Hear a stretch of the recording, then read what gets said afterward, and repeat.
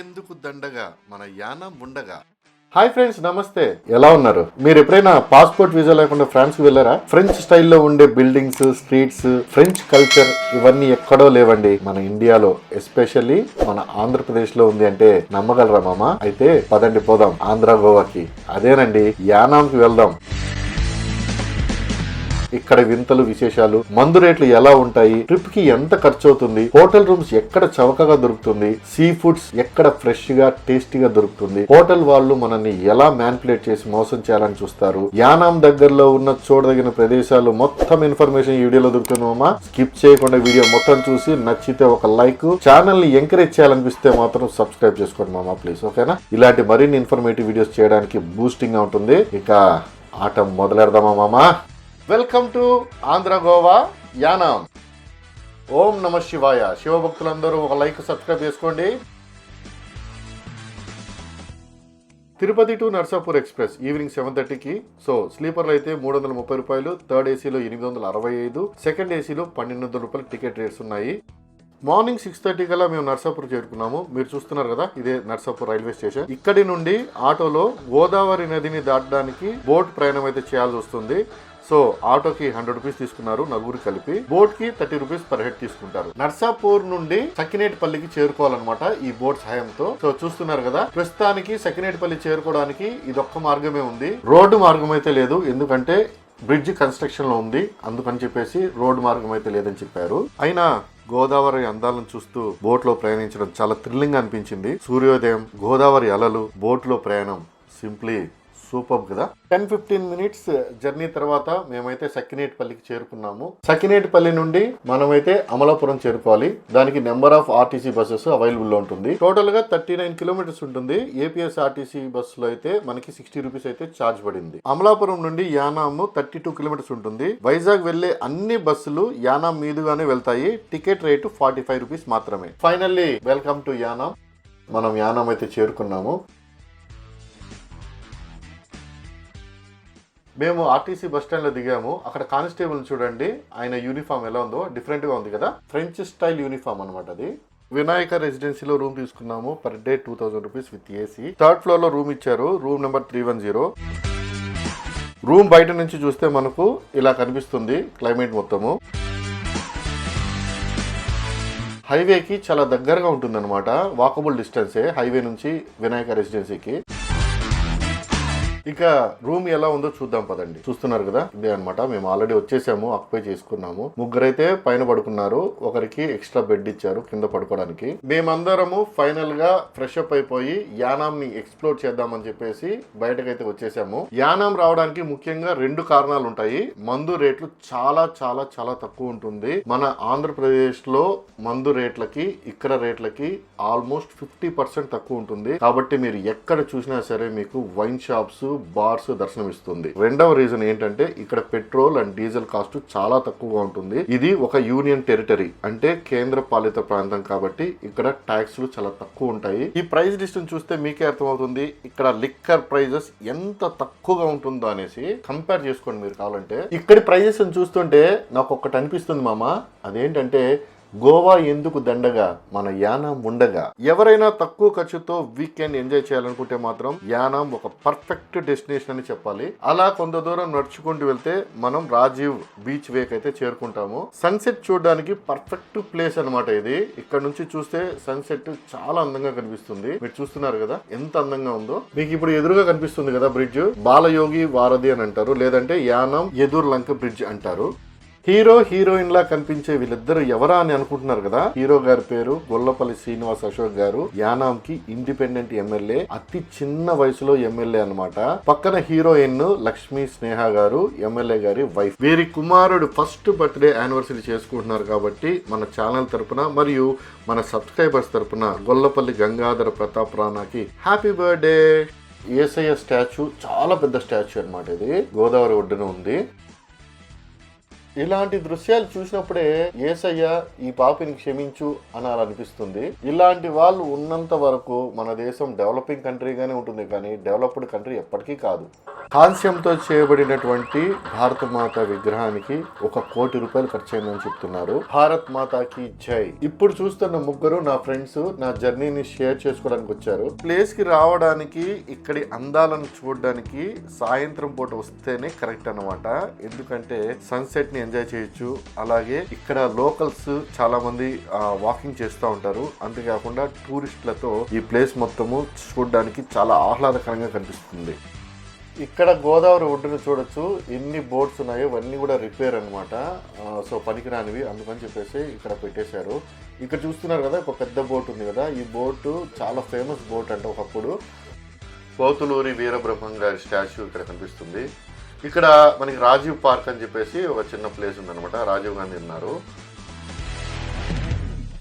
ఇది water sports. So ఇది only 6 o'clock వరకే ఉంటుంది. మేము కొద్దిగా లేట్గా వచ్చాము, అందుకని మేము స్పోర్ట్స్ యాక్టివిటీ ఏం చేయలేకపోయాము. ఇక్కడికి వచ్చే వాళ్ళందరూ చూస్తున్నారు కదా ఎంత హ్యాపీగా సాయంత్రాన్ని ఎంజాయ్ చేస్తున్నారు. కపుల్స్ ఉన్నారు, లవర్స్ ఉన్నారు, ఫ్యామిలీస్ ఇక్కడ హ్యాపీగా ఎంజాయ్ చేస్తూ ఉంటారనమాట. ఇక్కడ కూడా నేను ఒక ఫోటో తీసుకుందామని ఒక ఫోటో తీసుకోవడం జరిగింది.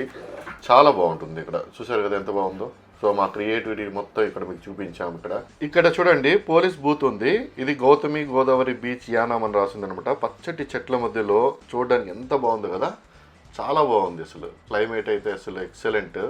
అలా మేము నడుచుకుంటూ ముందుకు వెళ్తున్నాము. దీన్ని చూడండి, ఇది చూస్తుంటే మనకి ఒక డెకరేటివ్ వాటర్ ఫౌంటైన్ లాగా కనిపిస్తుంది కదా, చాలా బాగుంది.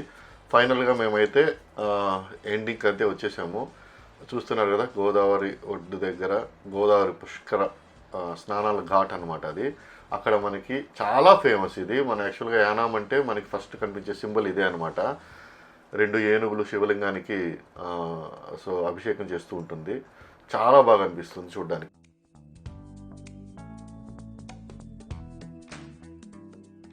ఇక్కడ అందరూ చిన్నపిల్లలు, కొంతమంది మాల వేసుకున్న వాళ్ళు అక్కడ పుష్కర ఘాట్లో స్నానం చేసిన తర్వాత ఇక్కడికి వచ్చి సో దర్శనం చేసుకుని వెళ్తారు.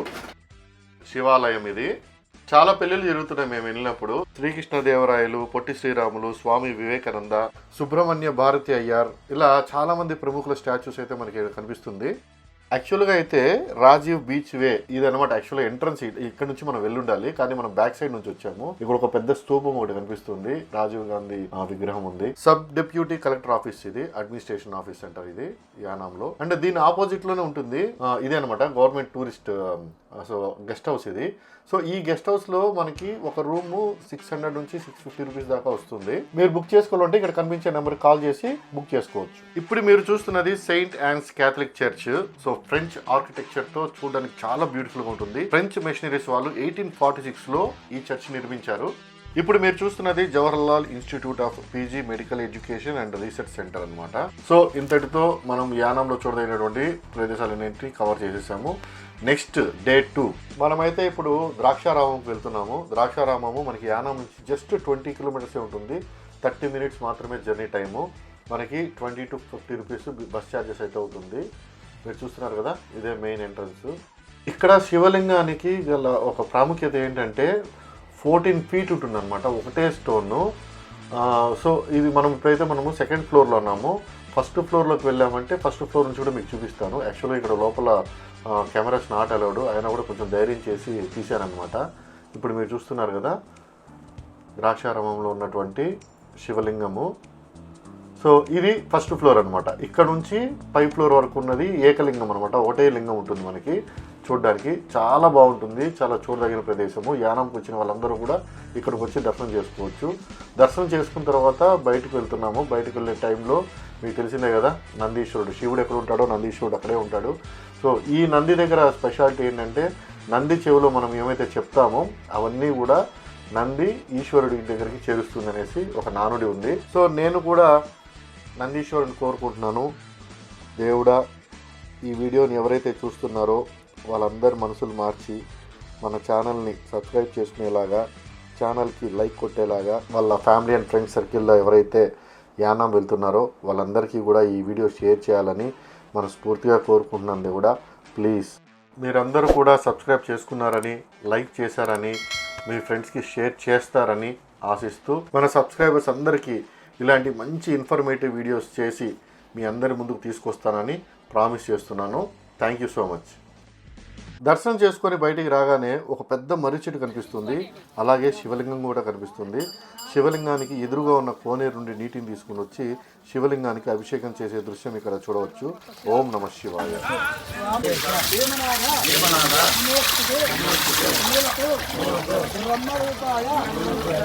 ఇప్పుడు మీరు చూస్తున్న కోనేరు నుండే నీటిని తీసుకుని వచ్చి శివలింగానికి అభిషేకం చేస్తారు. ఓం నమ శివాయ. ఓం శ్రీ మాత్రే నమః. 12వ శక్తిపీఠమైన శ్రీ మాణిక్యాంబదేవి సమేత శ్రీ భీమేశ్వర స్వామి వారి దేవస్థానంలో ప్రతినిత్యము జరుగుతున్న ప్రసాద వితరణ కార్యక్రమానికి విరాళించే భక్తులు ఎవరైనా ఉంటే, ఇప్పుడు మీరు చూస్తున్నది హోమశాల. మనము స్వామివారి ప్రసాదం ఇక్కడ అమ్ముతూ ఉంటారనమాట. మనం ఆల్మోస్ట్ బయటకు వచ్చేసాము టెంపుల్ దగ్గర నుంచి. ఇంకా కూడా చాలా మంది భక్తులు వెళ్తున్నారు, మీరు చూడవచ్చు.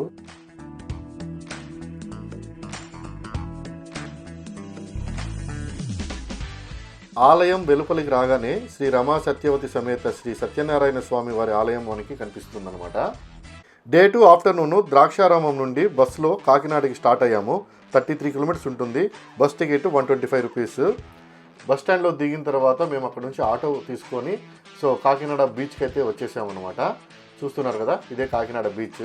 కాకినాడ నుంచి బీచ్కి రావడానికి ఆటోలో అప్ అండ్ డౌన్ ఛార్జెస్ అనమాట. మనల్ని ఎవరైతే తీసుకొచ్చారో వాళ్ళే మనల్ని బ్యాక్ తీసుకెళ్తారు. 1 అవర్ 2 అవర్స్ మనకి టైం ఇస్తారు అక్కడ స్పెండ్ చేయడానికి బీచ్లో. మనకైతే 600 రూపీస్ తీసుకున్నారు. కాకినాడ పోర్ట్ లోపలికి ఎంటర్ అవ్వడానికి ట్రై చేసాము, కానీ అక్కడ పర్మిషన్ లేదని చెప్పారు. కాబట్టి అక్కడికి వెళ్ళలేకపోయాము.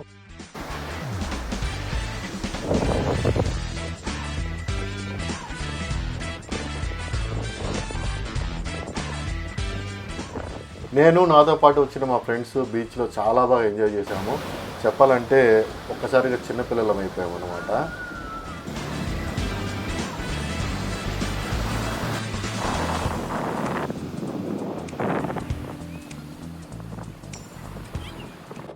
ఇప్పుడు మీరు చూస్తున్నారు కదా, ఇదే కాకినాడ పోర్టు. ఇక్కడికే మేము వెళ్ళాలనుకున్నాము.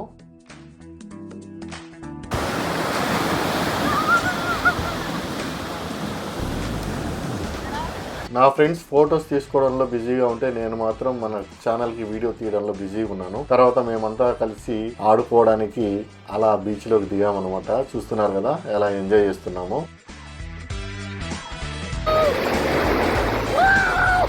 ఫోటో కాదు వీడియో ఇది. ఫోటో తీస్తున్నాడేమని మేమందరం కూడా ఫోటోకి పోజులు ఇచ్చాము, కానీ ఆయన వీడియో రికార్డ్ చేస్తూ ఉన్నాడు. చికిరీ సాంగ్కి మేమందరం కూడా చికిరీ ఏ చికిరీ ఏ చికిరీ చికిరీ అంటే డ్యాన్స్ చేసాము. ఫుల్ వీడియో అయితే నేను ఇక్కడ పెట్టలేదు, ఎందుకంటే చిన్నపిల్లలు ఎవరైనా ఉంటే జరుచుకుంటారని చెప్పేసి. ఓకే, మొత్తం మీద మన కాకినాడలో బీచ్లో ఫుల్గా ఎంజాయ్ చేసేసి మేమైతే రిటర్న్ అయిపోయాము. మా ఆటో అతను అక్కడే రెడీగా ఉన్నాడు అనమాట మమ్మల్ని పికప్ చేసుకోవడానికి. ఇక్కడ నుంచి పికప్ చేసుకొని మేము డైరెక్ట్గా సుబ్బయ్య గారి హోటల్ ఉంది కదా, చాలా ఫేమస్ కాకినాడలో. మేమైతే అక్కడికి వెళ్ళేసి ఫుల్ మీల్స్ అయితే తీసుకున్నాము. కాకినాడ కాజాలు పూతరేకులు తీసుకొని మేము యానాంకి అయితే ఈవినింగ్ 7 కంతా రీచ్ అయిపోయాం. థర్డ్ డే ఫైనల్ డే అనమాట. మేము ఒబ్లెసిక్ టవర్, దీన్ని ఈఫిల్ టవర్ అని కూడా అంటారనమాట. దీన్ని రిలయన్స్ వాళ్ళు కన్స్ట్రక్ట్ చేశారు. దాన్ని చూడడానికి అయితే మేము ఒక ఆటోని మాట్లాడుకొని అప్ అండ్ డౌన్ ఆటో మాట్లాడుకున్నాము. దానికి నియర్లీ మనకి 800 రూపీస్ తీసుకున్నాడు నలుగురికి కలిపి. ఇదే అనమాట ఒబ్లెసిక్ టవర్ అనేసి. ఈ టవర్ ఇంతకుముందు ఇంత అందంగా ఉండేది, కానీ ఇప్పుడు దీని మెయింటెనెన్స్ లేకుండా పోయింది. అందుకని చెప్పేసి లిఫ్ట్ కూడా పనిచేయట్లేదు. మేము నడుచుకుంటూ పైకి ఎక్కాము. ఈ టవర్కి ఎంట్రన్స్ టికెట్ కూడా ఉంది, పర్ హెడ్ 50 రూపీస్ తీసుకున్నారు. కాకపోతే ఇక్కడ మెయింటెనెన్స్ అంటూ ఏమీ లేదు. మీరు చూస్తున్నారు కదా, మొత్తం పాడుపడిపోయినట్టు ఉంది. ఒకప్పుడు ఇక్కడ చాలామంది యాత్రికులు వచ్చేవాళ్ళంట, కానీ ఇప్పుడైతే ఎవరు లేరు ఇక్కడ మేము వచ్చే సమయానికి. ఈ విధంగా మేము అన్ని స్టెప్స్ ఎక్కి అన్నీ చూసామన్నమాట. ఒకప్పుడు ఇక్కడ రెస్టారెంట్ ఉండేది, ఇప్పుడు లేదు, ఖాళీగా ఉంది. అలాగే మేము పైకి ఎక్కాము మెట్ల మార్గం ద్వారా. ఇది వ్యూయింగ్ అనమాట. ఇక్కడ నుంచి చూస్తే మనకి వ్యూ పాయింట్ బాగా కనిపిస్తుంది. మీరు చూస్తున్నారు కదా, ఇదే. ఇక్కడ నుంచి మేము అలా స్టెప్స్ ద్వారా మొత్తం మీద చాలా పైకి ఎక్కాము. చాలా కష్టపడ్డాము నిజం చెప్పాలంటే. ఇదన్నమాట ఫైనల్గా టాప్ వ్యూ. ఇలా ఉంటుంది టవరు. ఇది రిలయన్స్ ఇండస్ట్రీ. ఇంకొంచెం పైకి వెళ్ళేదానికి అవకాశం ఉంది. ఇక్కడ నుంచి మేము పైకి ఎక్కడం జరిగింది. ఇక్కడ నుంచి చూస్తే ఇక్కడ చూసారు కదా లిఫ్ట్ పరిస్థితి ఎలా ఉందో, మొత్తం దారుణంగా ఉందన్నమాట. ఫైనల్గా అయితే టాప్ ఫ్లోర్కి చేరుకున్నాము సక్సెస్ఫుల్గా. ఇప్పుడు మీరు చూస్తున్నారు కదా, ఇంకా ఇక్కడ నుంచి పైకి వెళ్ళడానికి లేదు.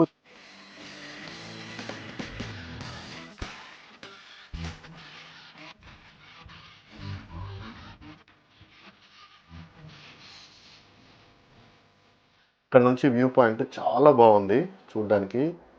అసలు అక్కడికి వెళ్ళడానికి మేము చాలా భయపడ్డాము ఈ రోప్ మీద నడవడానికి, ఎందుకంటే ఇట్లా షేక్ అవుతా ఉంది అక్కడ నిలబడుకుంటే.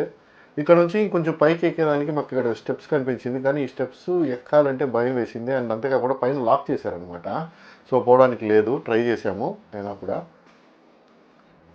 మనకి ఇక్కడ నుంచి చూస్తే మనకి గోదావరి నది మొత్తం అన్నీ కూడా బాగా కనిపిస్తుంది. మీరు రైట్ సైడ్ చూసారంటే మొత్తం ఇవంతా కూడా గోదావరి అనమాట. చూసారా, మొత్తం గోదావరి నది. సో సముద్రంలో కలిసే ప్లేస్ ఇదే. ఇక్కడ నిలబడుకొని కొంచెంసేపు అలా ఎంజాయ్ చేసాము గాలిని, చాలా బాగా అనిపించింది.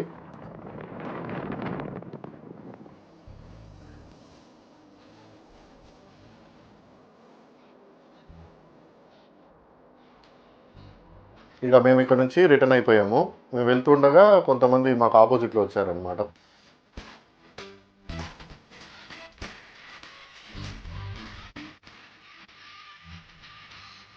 సో మొత్తం మీద మేమైతే ఈఫిల్ టవర్ అయితే చూసేసాము.